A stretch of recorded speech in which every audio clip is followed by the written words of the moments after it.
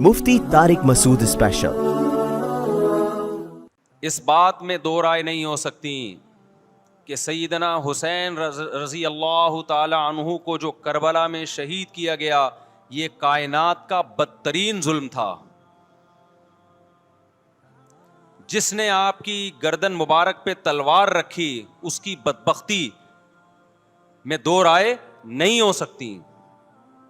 بہت ہی کوئی شقی اور بدبخت جو نواسہ رسول صلی اللہ علیہ وسلم کے قتل کی طرف بڑھا، بہت ہی کوئی بدبخت اور بدنصیب جو کوفہ کے گورنر ابن زیاد کے کہنے پر نواسہ رسول سے لڑنے کے لیے نکلا، جو اس ظلم کو ظلم نہیں مانتا، وہ بھی اپنے آپ کو جہنم میں جانے کے لیے تیار کر رہا ہے۔ پھر کربلا میں ایک بڑا ظلم یہ ہوا کہ صرف سیدنا حسین ابن علی کو شہید نہیں کیا گیا، آپ کے ساتھ جتنے مرد تھے سب کو شہید کر دیا گیا۔ لیکن ہمیں پیغمبر صلی اللہ علیہ وسلم اور صحابہ کی سیرت میں کیا ملتا ہے؟ میں ایک آیت سے آپ کو سمجھاتا ہوں۔ مشرکین مکہ حضرت ابراہیم علیہ الصلاۃ والسلام کے نسب میں ہونے پر اور آپ سے محبت پہ بڑا فخر کیا کرتے تھے کہ ہم ابراہیم کی اولاد میں ہیں، ہم ابراہیم کے دین پہ ہیں۔ اللہ نے کیا فرمایا رسول اللہ صلی اللہ علیہ وسلم سے کہ ان اول الناس بابراہیم للذین اتبعوہ، اے نبی آپ ان سے کہہ دیجئے ابراہیم سے محبت کے خالی پیلی کے دعوے مقبول نہیں ہیں۔ ابراہیم کے زیادہ حقدار وہ ہیں جو ابراہیم علیہ السلام کی اتباع کرتے ہیں، اور یہ پیغمبر اور صحابہ یہ ابراہیم علیہ السلام کے دین کو فالو کرتے ہیں، اور تم ابراہیم کے دین کو فالو نہیں کر رہے، ان سے محبت کے دعوے دار ہو۔ تو خالی محبت کے دعوے داری اللہ کے ہاں مقبول نہیں ہے۔ اللہ کے ہاں وہ محبت کی دعوے مقبول ہیں جس میں آپ محبوب کو فالو کر رہے ہوں۔ سیدنا حسین ابن علی رضی اللہ تعالی عنہ جو جنت کے جوانوں کے سردار ہیں، آپ سے محبت کا دعویٰ اس وقت مقبول ہوگا جب آپ سیدنا حسین کی سیرت کو فالو کریں گے۔ رونا پیٹنا ماتم کرنا یہ سیدنا حسین اور اہل بیت کی سیرت نہیں ہے۔ صبر کرنا، ظالم کے سامنے ڈٹ جانا، جان کے خوف سے اپنی پالیسیوں سے پیچھے نہ ہٹنا، یہ سیدنا حسین ابن علی رضی اللہ عنہ کی سیرت ہے جو آج ہمیں کہیں بھی نظر نہیں آتی۔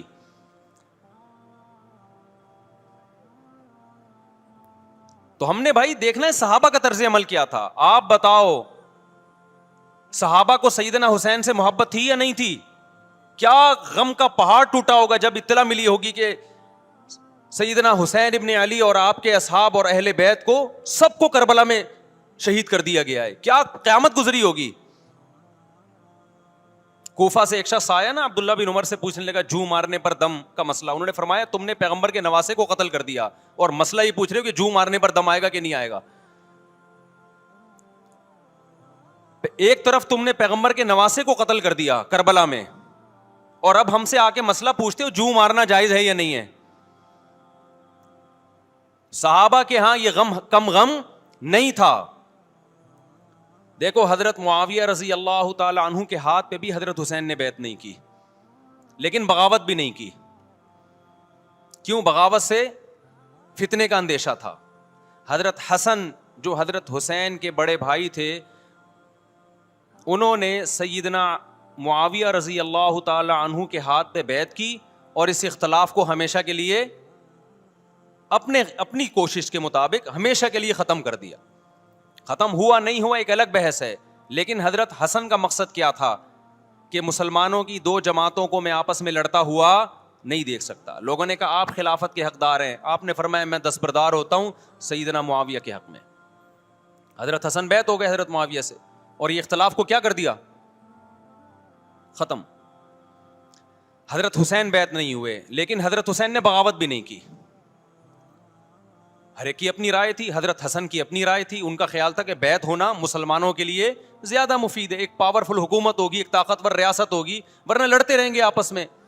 حضرت حسین کا موقف یہ تھا کہ میں بغاوت تو نہیں کروں گا لیکن بیعت بھی نہیں ہوں گا, کیونکہ اگر بیعت ہو گیا تو اس سے جو خلفائے راشدین کے دور میں جو خلیفہ کی سلیکشن کا طریقہ تھا وہ طریقہ ختم ہو جائے گا. تو میں اگر اس طریقے کو نہیں لا سکتا تو اس کے خلاف کو پروموٹ بھی نہ کروں میں. یہ بھی ایک رائے تھی. میں سمجھا پا رہا ہوں اپنی بات؟ بھائی رائے کا اختلاف ہوتا ہے نا. نبی صلی اللہ علیہ وسلم نے فرمایا اذا اجتہد المجتہد فإن اصاب فلہ اجران وإن اخطأ فلہ اجر واحد. جب کوئی مجتہد اللہ کی رضا کو سامنے رکھ کے اجتہاد کرتا ہے, صحیح اور غلط کا فیصلہ کرنے بیٹھتا ہے, رائے یعنی اس کا مقصد اللہ کی رضا ہو, تو اگر وہ درست نتیجے پہ پہنچے تو 2 ثواب, غلط نتیجے پہ پہنچے تو بھی 1 نیکی اس کو ملتی ہے, اس لیے کہ اس کے بس میں جو خیر خواہی کا کے لیے جو تھا وہ اس نے کر دیا. رائے کا اختلاف ہوتا ہے. تو حضرت حسن رضی اللہ تعالیٰ عنہ بیعت ہوئے حضرت معاویہ کے ہاتھ پہ. سیدنا حسین نہ بیعت ہوئے اور نہ آپ نے بغاوت کی, خاموشی اختیار کی. حضرت معاویہ رضی اللہ تعالیٰ عنہ نے سیدنا حسین کو تلوار کی زور سے بیعت پر مجبور نہیں کیا, بلکہ نواسہ رسول کا خیال کیا اور وصیت بھی کی لوگوں کو. لیکن جب حضرت معاویہ کے بعد یزید جانشین ہوا, اس کی سب سے بڑی غلطی یہ تھی کہ اس نے نواسہ رسول صلی اللہ علیہ وسلم اور آپ کے ساتھ جو چند اہل بیت اور چند صحابہ تھے, اس وقت بھی حضرت حسین نیوٹرل تھے. نہ حضرت حسین نے بغاوت کا ارادہ کیا اور نہ بیعت کرنے کا ارادہ کیا. یزید ابن معاویہ کو چاہیے تھا کہ سیدنا حسین رضی اللہ عنہ کو اپنے حال پہ چھوڑ دیتا, اپنے والد کی طرح.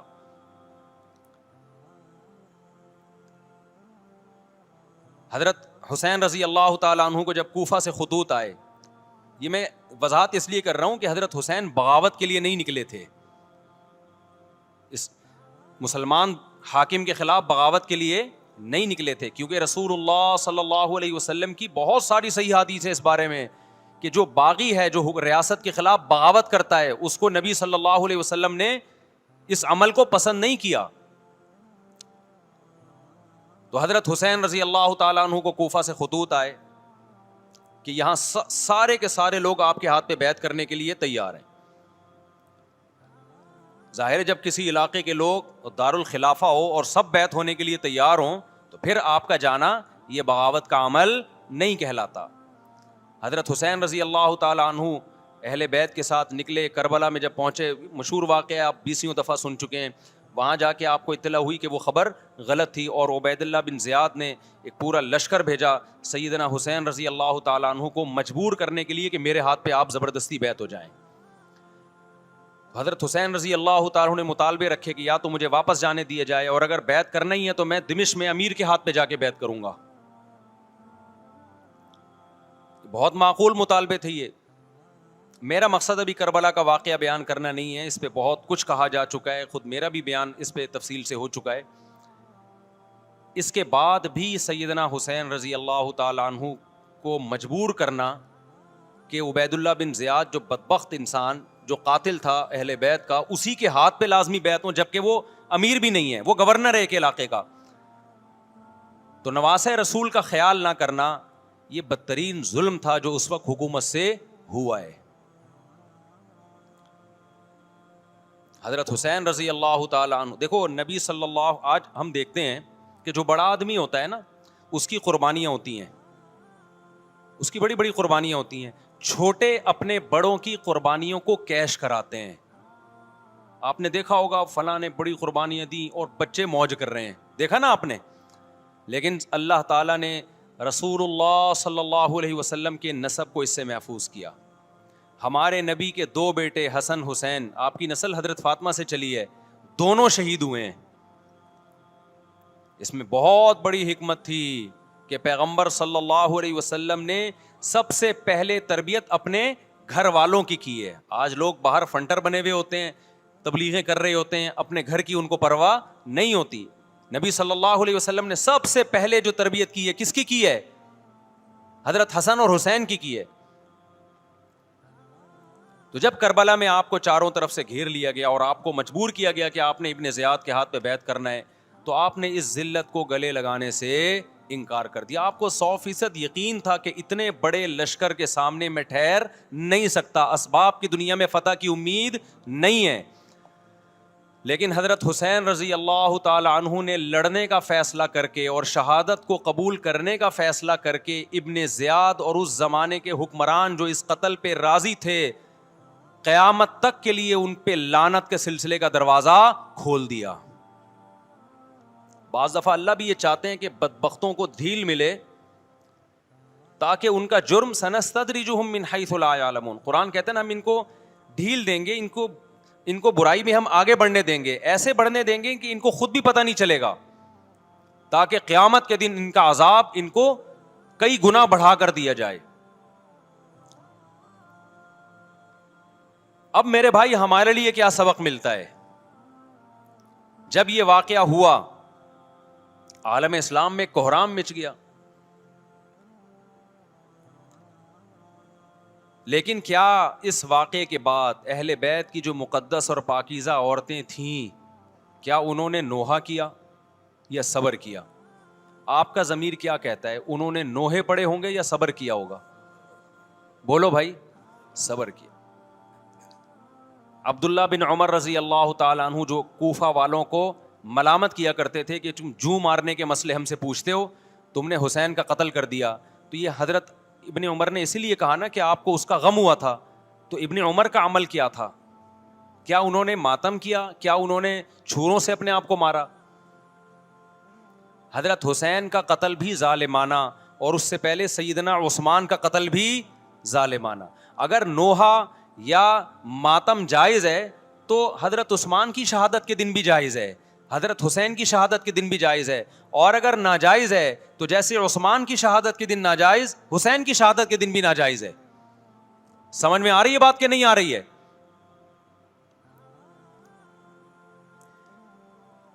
قرآن کیا کہتا ہے ایسے مواقع کے بارے میں؟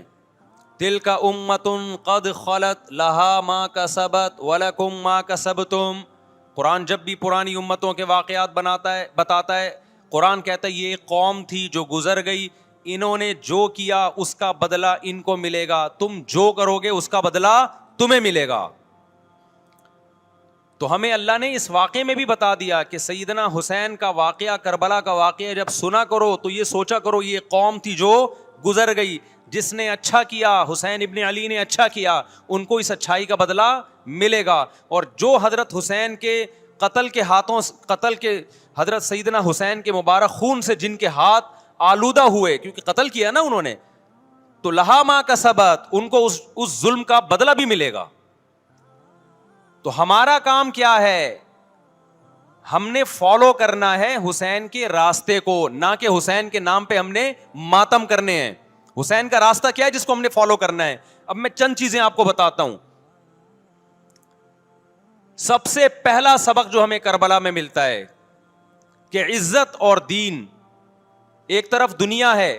دیکھو اگر حضرت حسین رضی اللہ تعالیٰ عنہ ابن زیاد کے ہاتھ پہ جا کے بیعت ہو جاتے، آپ کیا سمجھتے ہو بے تحاشا مال و دولت حضرت حسین پہ خرچ نہیں کرتا کیا وہ؟ جب ایک بڑا آدمی کسی کے ہاتھ پہ بیعت ہوتا ہے تو اس کو بھی تو فائدہ ہوتا ہے نا اس سے.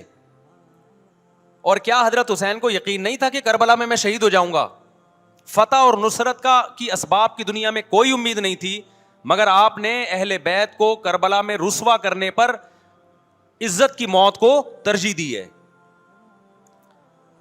آج اگر آپ میں یہ ظرف ہے کہ آپ عزت کی موت کو ذلت کی زندگی پر ترجیح دیتے ہو تو پھر آپ حسینی ہو.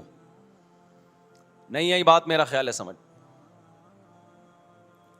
سیدنا حسین کی سخاوت کے واقعات ہیں. سیدنا حسین باغی نہیں تھے رضی اللہ عنہ. پھر جو اہل بیت کا طرز عمل کیا تھا، محرم میں کیا کیا ہو رہا ہے میں آپ کو بتاتا ہوں. ان میں سے کوئی بھی عمل نہ ہمیں قرآن سے ملتا ہے نہ صحابہ سے ملتا ہے ہمیں. تو ما انا علیہ و اصحابی جو جنتی فرقہ ہوگا اس کی جو علامتیں ہیں تو جب آپ ان علامتوں کے خلاف چلو گے, صحابہ اور تابعین کو فالو نہیں کرو گے, تو آپ پھر اپنے آپ کو سنی کہنا چھوڑ دو. آپ بتاؤ مجھے اسلام میں کوئی مہینہ منحوس ہے؟ بولو نا, کوئی مہینہ منحوس ہے؟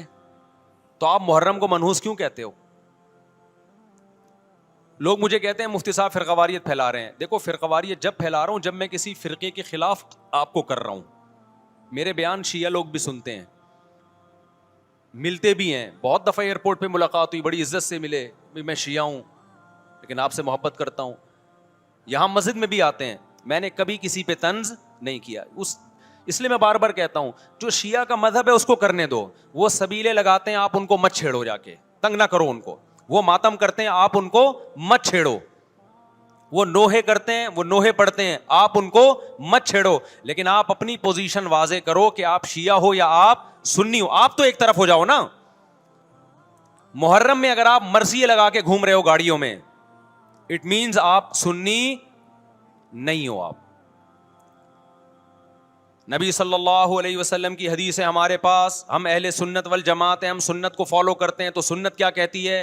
میتوں پہ گریبان چاک کرنا, میتوں پہ چیخ و پکار کر کے رونا. آپ نے فرمایا لیس منا, وہ ہم میں سے نہیں ہے. اور اس عمل پہ آپ صلی اللہ علیہ وسلم نے لعنت فرمائی ہے. لوگ کہتے ہیں حسین کی یاد میں رونا نبی کی سنت ہے. نبی صلی اللہ علیہ وسلم کو جب جبریل نے بتایا کہ حسین شہید ہوں گے, آپ روئے, اس لیے کہ اس وقت آپ کو یہ خبر ملی تھی. لیکن کیا ہر محرم میں آپ نے رونے کا پروگرام کیا ہے, یا صحابہ کو بیٹھ کے باقاعدہ رلایا ہے آپ نے؟ کیا ہو گیا بھائی؟ آپ کو بھی جب کربلا کا واقعہ کی خبر ملی, آپ کی آنکھوں میں آنسو آ جائے, یہ نیچرل ہے, یہ حسین سے محبت کی علامت. لیکن ہر محرم میں باقاعدہ بٹھا کے رونے کا پروگرام کرنا, یہ حسین سے محبت کی علامت نہیں ہے, بلکہ شریعت میں ناجائز ہے یہ غموں کو بڑھانا. یہ کہاں سے جائز ہو گیا؟ حضرت عثمان بھی تو شہید ہوئے تھے, نبی صلی اللہ علیہ وسلم کے داماد تھے. ان کی یاد میں آپ رونے کو سنت کیوں نہیں کہتے؟ ہماری نظر میں حسین کا قتل بھی بہت بڑا ظلم, اور سیدنا عثمان کا قتل بھی بہت بڑا ظلم تھا. دونوں مظلوم تھے, دونوں مظلوم شہید تھے. ہمیں دونوں کی شہادت پہ غم ہے, لیکن اب اس غم کو مناتے نہیں ہیں. اسلام میں غم منانا سنت نہیں ہے. دیکھو جعفر طیار رضی اللہ عنہ, نبی کے چچا زاد بھائی, اہل بیت, جب آپ صلی اللہ علیہ وسلم نے ان کو لڑائی کے لیے میدان جنگ میں بھیجا, رومیوں سے لڑائی تھی. حضرت جعفر طیار کی 4 بیویاں تھیں. جب نبی صلی اللہ علیہ وسلم مسجد نبی میں بیٹھے, آپ کو فرشتوں نے اطلاع دی کہ جعفر طیار شہید ہو گئے. آپ صلی اللہ علیہ وسلم کی آنکھوں سے آنسو. یہ آنسو اس وقت نکلے جب عین شہادت کی اطلاع ملی ہے. اس وقت آنسوؤں کا نکلنا محبت کی علامت ہے. آپ نے صحابی رسول کو بھیجا کہ جاؤ آپ کی زوجات کو, بیویوں کو جا کے خبر دو کہ جعفر طیار شہید ہو گئے. کیا قربانی تھی صحابہ کی, آپ دیکھو ایسے جوان تھے جعفر طیار, خوبصورت جوان. غزوہ بدر میں جب مشرکین مکہ نے یہ نعرہ لگایا کہ حل میں مبارز, 3 سردار آئے, انہوں نے کہا پہلے تمہارے اندر سے 3 بہادر آئیں, ہم سے لڑیں. دیکھو عربوں میں یہ ہوتا تھا کہ جب جنگ کے لیے 2 فوجیں آمنے سامنے کھڑی ہوتی تھیں تو پہلے دونوں طرف کے بہادر ترین لوگوں کی لڑائیاں ہوتی تھیں, کہ جب تک دونوں میں سے ایک قتل نہیں ہوگا لڑائی شروع نہیں ہوگی. تو آپ کو پتا ہے کہ اس میں بہادر ترین لوگ نکلیں گے نا, جو لڑنا جانتے ہوں. مشرکین مکہ کی طرف سے 3 یا 4 بڑے بڑے سردار آئے لڑائی سے پہلے, بدر میں لڑائی سے پہلے. انہوں نے نعرہ لگایا حل میں مبارز, کوئی ہے تم میں جو پہلے ہم سے لڑے. یعنی ادھر سے ہم 3 ہیں تو ادھر سے بھی کتنے چاہیے؟ 3 بندے. ادھر سے انصار صحابہ آئے.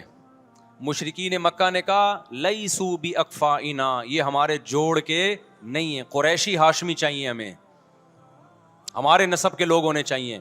تو ادھر سے نبی صلی اللہ علیہ وسلم نے حضرت علی کو بھیجا اور حضرت جعفر طیار کو بھیجا. جن صحابہ کو بھیجا ان میں حضرت جعفر طیار بھی تھے. حضرت جعفر طیار رضی اللہ تعالی عنہ اور سیدنا علی مقابلے میں غالب آ گئے. خوبصورت صحابی, نجاشی کے سامنے آپ نے تقریر کی ہے, ہجرت کی ہے نا جب حبشہ کی طرف, تو نجاشی نے پوچھا جعفر طیار سے کہ تمہارے پیغمبر جو کلام لے کر آئے ہیں وہ سناؤ. حضرت جعفر طیار رضی اللہ تعالیٰ عنہ نے سورہ مریم پڑھنا شروع کر دی. کاف ہا یا عین صاد ذکر رحمت ربک عبدہ زکریا اذ نادى ربه نداء خفیا قال رب انی وهن العظم منی واشتعل الرأس شیبا ولم اکن بدعائک رب شقیا وانی خفت الموالی من ورائي وكانت امرأتی عاقرا فهب لي من لدنک ولیا. ایسی حضرت مریم اور عیسیٰ ابن مریم کی سیرت کو سورہ مریم میں بیان کیا حضرت جعفر طیار نے کہ نجاشی روتے روتے اس کی داڑھی تر, اور جتنے پادری بیٹھے تھے سب کی داڑیاں تر ہو گئی روتے روتے. تو یہ تقریر جو نجاشی کے اسلام کا سبب بنے, بادشاہ کو مسلمان کرنے والے کون تھے؟ حضرت جعفر طیار. اور آپ کے چھوٹے چھوٹے بچے, 4 جوان بیویاں ہوں, چھوٹے چھوٹے بچے ہوں, اور ایسے میں میدان جنگ میں لڑتے ہوئے شہید ہو جائیں, تو پیغمبر اور صحابہ پہ کیا قیامت ٹوٹی ہوگی. لیکن ہمارے نبی صلی اللہ علیہ وسلم کی آنکھوں سے کیا تھے؟ صرف آنسو موتی کی طرح ٹپک رہے تھے. اور آپ صحابہ کو اطلاع دے رہے تھے کہ جعفر طیار شہید ہو گئے, اور جاؤ ان کے گھر والوں کو بتا کے آ جاؤ. کتنی بڑی قربانی ہے یا نہیں ہے؟ جب خبر دینے والا آپ کی ازواج کو بتا کے آیا کہ جعفر طیار شہید ہو گئے, تو آپ کے گھروں سے خواتین کے رونے کی آوازیں آئیں. آپ صلی اللہ علیہ وسلم نے فرمایا ان سے بولو کہ اپنی آواز کو پست کرو. پھر چیخو پکار کی آواز آئی, تو آپ نے فرمایا کہ اگر دوبارہ چیخو پکار کی آواز آئے تو ان کے منہ پہ خاک پھینک دو. وہ شہید کی بیوہ تھیں, اور شہید بھی کتنے مقدس, ان کو بھی نبی صلی اللہ علیہ وسلم نے نوحہ کرنے کی اجازت نہیں دی. اس دن جس دن غم پہنچا ہے اس دن بھی چیخو پکار کی اجازت نہیں دی ہے. تو آپ بتاؤ اگلے سال اس تاریخ کو چیخو پکار کی کیسے اجازت مل جاتی؟ نہیں آئی میرا خیال ہے بات سمجھ میں. جب غم پہنچا ہے اس وقت چیخنے چلانے کی اجازت نہیں ہے. چھوٹے چھوٹے یتیم بچے, حضرت جعفر طیار کے چھوٹے چھوٹے یتیم بچے, کتنا غم ہوتا ہے جب چھوٹے چھوٹے بچے, ان کا باپ دنیا سے چلا جائے, کتنا ترس آتا ہے ان کے اوپر. تو ہمارے نبی کو بھی ان یتیم بچوں پہ بھی ترس آیا, ان بیواؤں پہ بھی ترس آیا. لیکن نہ نبی صلی اللہ علیہ وسلم چیخو پکار کر کے خود روئے, اور نہ آپ نے ان کی ازواج کو رونے کی اجازت دی ہے. سمجھ میں نہیں آ رہی میرا خیال ہے بات. میرا مقصد شیعوں پہ طنز کرنا نہیں ہے, ان کا جو مذہب ہے ان کو اس پہ چلنے دو. میرا مقصد ہے آپ اپنی پوزیشن واضح کرو کہ آپ ادھر ہو یا ادھر ہو. کسی کو تنگ مت کرو, نہ کسی پہ فتوے لگاؤ کفر اسلام کے, نہ کسی کو جہنمی قرار دو. اپنی پوزیشن آپ فیصلہ کرو کہ آپ اگر ادھر جانا ہے تو پورے ادھر چلے جاؤ. پھر یہ آدھا تیتر آدھا بٹیر والا معاملہ مت کرو. وہ ان کا مذہب ہے بھائی, ان کے علماء ان کو بتاتے ہیں کہ محرم میں کالے کپڑے پہننے ہیں, محرم میں ماتم کرنا ہے, محرم میں کو منحوس سمجھنا ہے, اس میں شادی بیانی کرنا. ان کے علماء ان کو بتاتے ہیں, ان کو چلنے دو اس پر. دنیا میں بہت سے فرقے ہیں, بہت سے مذہب ہیں, ہم کسی کو نہ ختم کر سکتے ہیں نہ کسی کے خلاف نفرت پیدا کر سکتے ہیں. اس سے کوئی چیز حاصل نہیں ہوگی. کسی سے نفرت کرنے کی ضرورت نہیں, کسی پہ فتوے لگانے کی ضرورت نہیں, لیکن آپ کو اپنی پوزیشن واضح کرنی پڑے گی کہ میں کہاں کھڑا ہوا ہوں. اگر آپ سنی ہو تو پھر اہل سنت والجماعت صحابہ تابعین کو فالو کرتے ہیں, حدیث کو فالو کرتے ہیں, اور حدیث میں ہمیں ماتم کرنا, نوحہ کرنا, گریبان چاک کرنا اس کی پرمیشن نہیں ہے, بلکہ اس سے روکا گیا ہے, اس عمل کو حرام اور ناجائز قرار دیا گیا ہے. بات آ رہی ہے سمجھ میں؟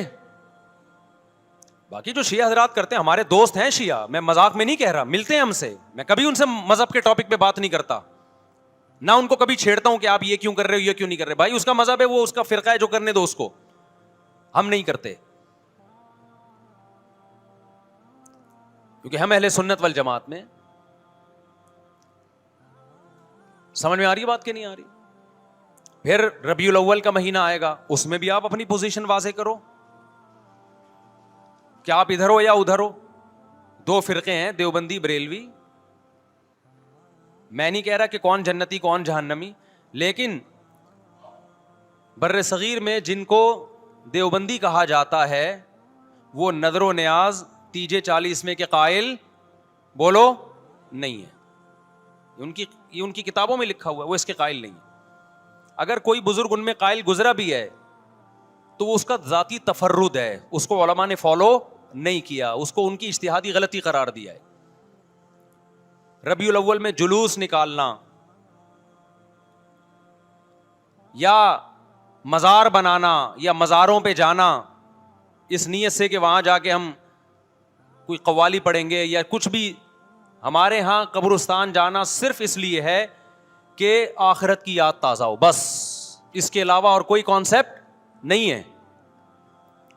ہمارے ہاں قبر ایک بالش سے زیادہ اونچی بنانا جائز بولو نا نہیں ہے, قبر پکی کرنا جائز نہیں ہے, تیجے 40 میں کرنا جائز بولو نہیں. آج ایک صاحب آئے کہنے لگے میری ساس کا 40واں ہے, فجر میں کہنے لگے, مجھے کہہ رہے میں نہیں گیا تو بڑا مسئلہ ہو جائے گا. میں نے کہا بھائی ایک فیصلہ کرو, گرین چینل یا وائٹ چینل, ایک طرف ہو جاؤ بھائی, کیونکہ وائٹ چینل میں یہ جائز نہیں ہے, نہ 40واں ہے نہ تیجا ہے. اب لوگ مذاق اڑاتے ہیں مر گیا مردود نہ فاتحہ نہ درود, بھائی کچھ بھی کہتے رہو تو پھر پورے ادھر کو ہو جاؤ, یا تو پورے وائٹ ہو جاؤ یا پورے کیا ہو جاؤ, پورے گرین ہو جاؤ. پھر تیجا بھی کرو, 40واں بھی کرو, برسی بھی کرو, اور پھر اس کے بعد جھنڈے بھی لگاؤ ہرے رنگ کے. میں نہیں کہہ رہا دیوبندی صحیح ہے یا بریلوی صحیح ہے, دیکھو میں یہ بحث نہیں کر رہا, میری بات کو غلط نہ لے کے جانا. میں کہہ رہا ہوں آپ اپنی پوزیشن واضح کرو, صحیح غلط تو اگلا مرحلہ ہے, آپ کیا ہو آپ کو تو یہی نہیں پتا چل رہا. آپ ربیع الاول میں ہرے جھنڈے لے کے گھوم رہے ہو, رمضان میں آپ وائٹ چینل بنے ہوئے ہو, محرم میں آپ بلیک چینل بنے ہوئے ہو, تو پتہ ہی نہیں چل رہا تو ہے کیا بھائی. جب 73 فرقوں میں ایک جنتی ہے تو ایک کو فالو کرو نا جس کو جنتی سمجھتے ہو. اگر آپ سمجھتے ہو کہ بلیک چینل یا شیعہ فرقہ جنتی ہے تو پورے شیعہ ہو جاؤ بھائی. اگر آپ سمجھتے ہو بریلوی فرقہ جنتی ہے تو پورے بریلوی ہو جاؤ. تو جس کو سمجھتے ہو وہ بن جاؤ, لیکن پورے بنو, ادھورے مت بنو, آدھا آدھا نہ لو. بات سمجھ میں آ رہی ہے؟ میں پھر بتا رہا ہوں, نہ میں کسی کو جنتی کہہ رہا ہوں نہ جہنمی. میں یہ نہیں کہہ رہا دیوبندی جنت میں جائیں گے یا بریلوی جائیں گے یا شیعہ جائیں گے, یہ تو اللہ فیصلہ کرے گا. ہم تو وہ کریں گے جو ہماری کھوپڑی میں آ رہا ہے. ہماری کھوپڑی میں یہ آ رہا ہے کہ جس کو بھی کرو تو ایک کو کرو پورا, تاکہ ایک طرف ہو جاؤ. آدھے تیتر آدھے بٹیر مت بنو آپ, اور دوسرے کو چھیڑو بھی نہیں, چھیڑنے کی بھی ضرورت نہیں ہے. کوئی جو کر رہا ہے کہ بھائی اس کا مذہب ہے. دیکھو ہندو مندر میں جاتا ہے نا, ہماری رائے کے مطابق صحیح کر رہا ہے غلط کر رہا ہے, غلط کر رہا ہے, لیکن ہم چھیڑتے ہیں کیا؟ اسلام نے اجازت دی اس کو چھیڑنے کی کہ ہندو جا رہا ہے اس کو پکڑ کے لا کیوں جا رہا ہے بھائی. اسلام بولا بھائی لکم دینکم ولی دین, تمہارے لیے تمہارا دین, ہمارے لیے ہمارا دین. لا اکراہ فی الدین, دین میں زبردستی نہیں ہے, جو کر رہا ہے اس کو کرنے دو. تبھی اسلامی تاریخ میں کوئی ایک مندر بھی ہمارے علم میں نہیں ہے کہ اس میں ہندوؤں پہ پابندی لگی ہو کہ مندر نہیں جا سکتے. جب تک اسلامی حکومتیں رہی ہیں, ہندوستان میں 1000 سال مسلمانوں نے حکومت کی ہے. اگر ہندوؤں کو مندر جانے سے روک دیتے تو آج یہ مندر ختم ہوتے. اسلامی حکومت جب ختم ہوئی ہے تو بھی مندر لاکھوں کی تعداد میں مندر تھے. اسلام مسجد جانے کا حکم دیتا ہے یا چرچ جانے کا؟ بولو. مسجد. چرچ جانے کو غلط سمجھتا ہے کیونکہ وہاں غیر اللہ کی, عیسیٰ ابن مریم کی عبادت ہو رہی ہے. لیکن کیا اسلام آپ کو پرمیشن دیتا ہے کہ کوئی عیسائی چرچ جا رہا ہو تو آپ اس کو روکو کہ تو کیوں جا رہا ہے بے, مسجد میں آ؟ اجازت دیتا ہے؟ یا اسلام یہ کہتا ہے کہ اس سے بدتمیزی شروع کر دو آپ؟ بولو کیا ہو گیا؟ آپ کو سبق یاد کرا رہا ہوں میں, بدتمیزی شروع کر دو. یا اسلام یہ اجازت دیتا ہے کہ اس سے اچھا سلوک نہ کرو؟ قطعاً اجازت نہیں, بلکہ قرآن تو کہہ رہے ہیں ان اللہ یحب المقسطین, جو غیر مسلم تم سے لڑ نہیں رہے میدان جنگ میں, ان سے تمہیں اچھا سلوک کرنا پڑے گا, کیونکہ اللہ اچھا سلوک کرنے والوں کو پسند کرتا ہے. صحابہ کرام غیر مسلموں کو بھی ہدیے دیا کرتے تھے, نبی صلی اللہ علیہ وسلم نے یہودیوں کو بھی ہدیے دیے ہیں. تو جو مذہب اسلام کی طرف منسوب نہیں ہے, جب ہمیں ان سے اچھے سلوک کا حکم ہے, تو جو مذہب اسلام کی طرف منسوب ہیں, قطع نظر اس سے کہ وہ اس دعوے میں سچے ہیں یا جھوٹے, یہ تو بحث ایک الگ ہے, لیکن نسبت کس کی طرف کر رہے ہیں؟ اسلام کی طرف. تو ہمیں ان سے بدتمیزی بدسلوکی کی کہاں سے اجازت ہوگی؟